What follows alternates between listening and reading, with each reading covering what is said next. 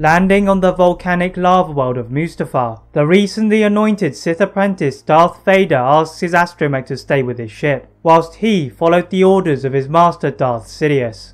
Entering the mining facility in silence, Viceroy Gunray had been expecting Vader to deal with their peace negotiations, but Vader was in no such mood. Closing the doors with the Force, Vader ruthlessly cuts down the entire Separatist Alliance, showing no mercy to the pleading Gunray. Telling his master of his success, Sidious orders Vader to deactivate the remainder of the Trade Federation's droid army. After completing his task, Vader walks back to his ship and sees the Naboo starship of Padme Amidala. Padme tries to stop Anakin from continuing on the path he was on, but the presence of Obi-Wan vanquished any hope of returning to the light. By force-choking Padme, Vader had caused the one thing he had turned to the dark side to avoid, as she lost the will to live. But what if Anakin had never stayed on Mustafar? What if he left before Padme and Obi-Wan had arrived? Would Padme be able to raise Luke and Leia? Would Vader be confined to cybernetics? As you're about to see, everything is going to be shifted. Taking a mighty slash with his lightsaber across the torso of Viceroy Gunray, Vader quickly informed his master that he had dealt with the Separatists. Rather than destroy the droid army now, Sidious decided that he would wait until Vader had returned to Coruscant. Exiting the Techno Union's secret war room, Vader rushed back to his ship, but to his anger, R2-D2 had disappeared. Even his most loyal astromech had betrayed him. Force-pulling another astromech from a nearby building towards him, Vader took off to Coruscant, in search of his master and Padme. Back on Mustafar, R2-D2 rose from the banking of a lava river, just as Vader flew away. Waiting patiently on the landing platform, another ship soon arrived, the Naboo starship belonging to Padme Amidala. Obi-Wan Kenobi, who had secretly boarded the ship, does not sense Anakin, and reveals his presence to Padme, who had left the ship and found R2-D2. Padme is not fussed over the surprise appearance of Obi-Wan, only concerned about Anakin. Asking R2-D2 about the whereabouts of Anakin, C-3PO is able to tell Padme that R2-D2 had seen him leave just moments ago. Obi-Wan scours the area for any clue as to where Anakin had gone to, and entering the mining facility, he is met by the scene of a massacre. If Obi-Wan had not seen the security recordings and the bodies of the Jedi Temple, Obi-Wan would have been even more horrified, but he had to focus on finding what was formerly his Padawan. Watching a recording on the closest holoprojector, it is another conversation between Darth Sidious and Darth Vader. Referring to the planet of Coruscant, Obi-Wan uses force speed to get back to the ship, and they all go to pursue Anakin. The Sith apprentice, however, is already close to Coruscant and far ahead of Padme. Landing next to Padme's apartment, his rage heightens as he sees that it is deserted. The Jedi had taken Padme away from him, and he vowed for revenge. Leaving the place, Vader cannot reach his master, but anticipates that he will be at the Senate building. Entering the Galactic Senate chamber, Vader sees Palpatine in his own office, and bows to his master. Telling his master about what had happened to Padme, Sidious promises that he will have the chance to exact his revenge very soon. Outside of the building, the clones gather to defend it from any ambitious intruders, but it had been quiet since the arrival of Lord Vader.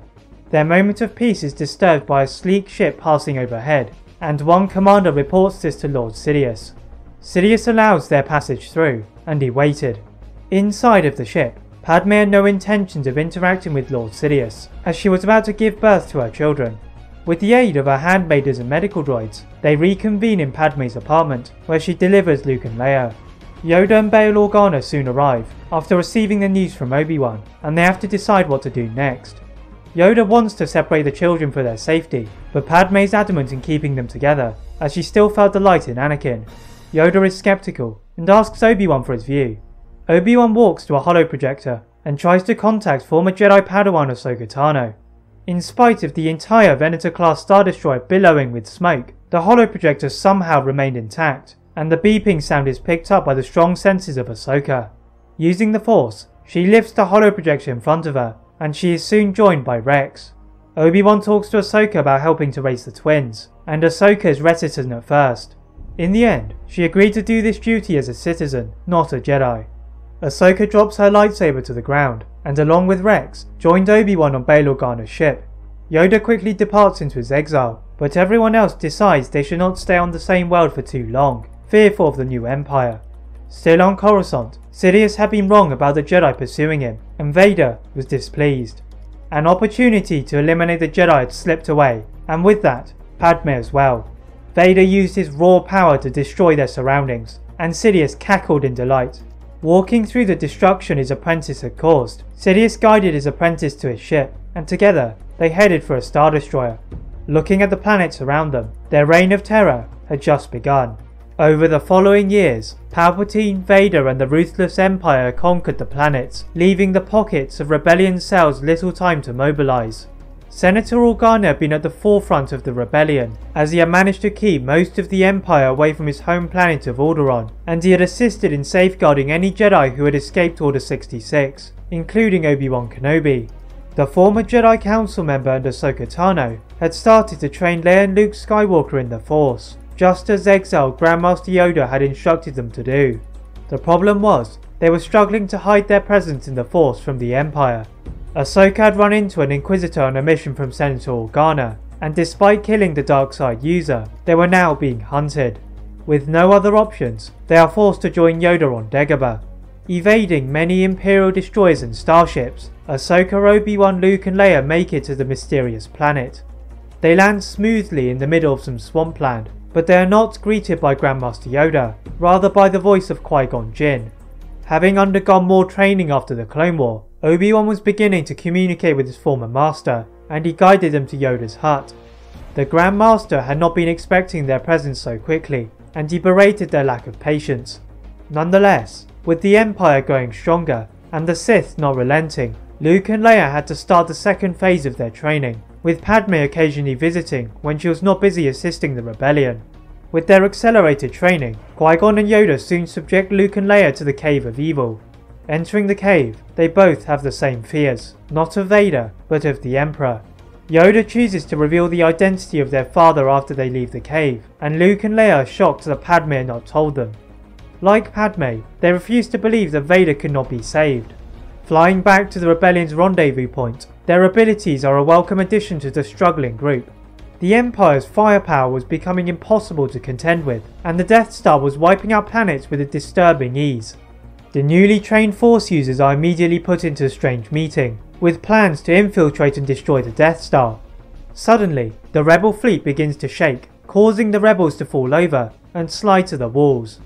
Obi-Wan gets to his feet, and looking outside of the window, he saw the Imperial fleet dwarfing the rebel fleet and casting a large shadow over them. Their location had been revealed. They tried to get to the command deck and wrestle control over their ships, but none of them could resist the power of the tractor beam from the Imperial-class Star Destroyer. Soon, much of the fleet is depleted, leaving a lone rebel cruiser standing, the cruiser holding most of the important people in the rebellion. Ahsoka and the Jedi lead the rebel officers, and as a ramp to their ship revolved to the ground, they attacked. The Imperial troopers are surprised by the resistance, and soon, the hangar is cleared by the rebels. Deciding to split up, Obi-Wan, Luke and Leia sought the bridge, whereas Ahsoka, Yoda, and most of the rebel officers including Padme, looked for any sign of Vader or Palpatine. They knew they would be unlikely to defeat them, but they could at least cause a distraction. As they slowly walk through the labyrinth of passageways, Padme spots a large tower, distinct from the command deck. Approaching a turbolift, they hear alarms start to go off. The sound of the alarms is quickly drowned out by the footsteps of several thousand officers and stormtroopers. The rebels are forced to ascend the lift and begin to feel the darkness. Elsewhere on the ship, Obi-Wan, Luke and Leia had made their way to the bridge with relative ease, despite the alarms, but soon, sets of blast doors impeded their progress. Making their way through, they dispatch all of the naval officers and assume control of the ship. But as soon as that happened, Leia spots the other group going up a lift, and along with Obi-Wan, goes to join them. As the lift doors open for Ahsoka and Yoda, the Emperor swivels from his chair and greets them with a cold stare.